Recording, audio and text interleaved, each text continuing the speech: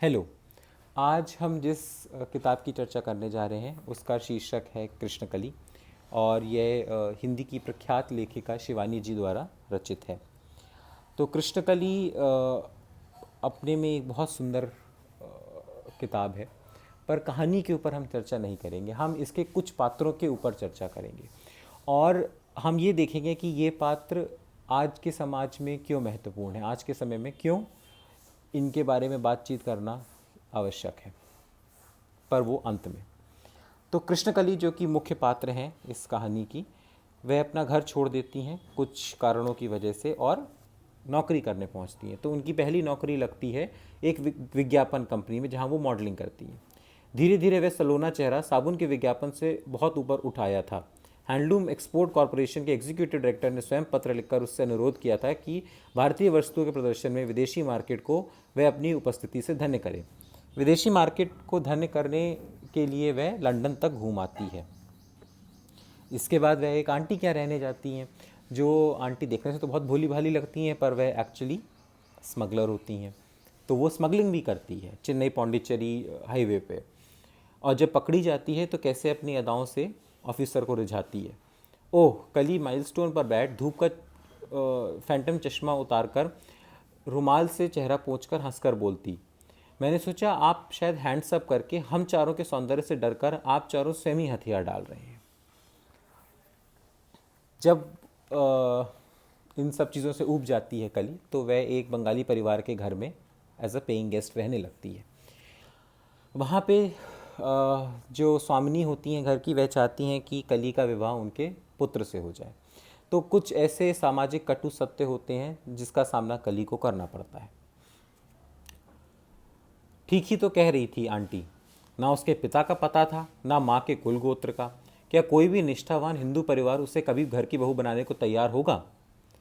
परंतु संसार का कोई भी पुरुष उसे लाठी लेकर नहीं खदेड़ सकता, इतना वह जानती थी। टूरिज्म में काम करते करते अब वह एक कंपनी में काम करने लगती है, जहाँ पे उसे प्रोजेक्ट दिया जाता है कि कुछ गोरे लोग भारत दर्शन करने आए हैं, आप उनके साथ जाइए। तो अब ये गोरे लोग शमशान घाट भी जाना चाहते हैं, गांजा चरस भी पीना चाहते हैं, ढाबे पे बैठ के खाना भी खाना चाहते हैं। चाहने पर शैम्पेन या वैट 69 की बोतलें सोडा वाटर की बोतलों की भांति सुगमता से जुटा सकते थे, पर घाट पर अवधूतों के अड्डे पर जमे गांजे चरस की दम खींचकर करेंगे त्रैलोक के दर्शन, और बेचारी काली कली रेत पर दूर खड़ी खड़ी घंटों तमाशा देखती रहेगी। तो ये कुछ अंश हैं इस उपन्यास के, परंतु आप देख सकते हैं कि कली का जो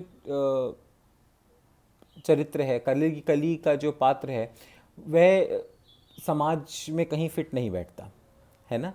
यदि भारतीय समाज में आप ऐसी किसी महिला को देखेंगे जिसके ना घर परिवार का पता है, ना भाई बहन का, ना कुल गोत्र का, वह अपने मन के काम करती है, वह अपने मन के कपड़े पहनती है, विदेश घूमती है, उसे अकेले दुनिया से लड़ने में कोई आपत्ति नहीं है, कोई झिझक नहीं है, तो आप पाएंगे कि समाज कहीं ना कहीं उसे एक विचित्र दृष्टि से देखने लगता है।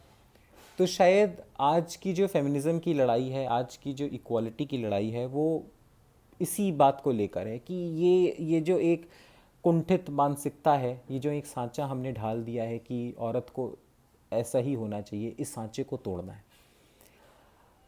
अच्छा, जब आप सांचे को तोड़ते हैं तो उसके कई सारे तरीके होते हैं तोड़ने के। आप उसे लेके कस के ज़मीन पे भी पटक सकते हैं, जिससे बहुत आवाज़ होगी और शायद आसपास वालों को पता चल जाएगा कि सांचा टूट रहा है। परंतु आप उसे सलीके से भी तोड़ सकते हैं।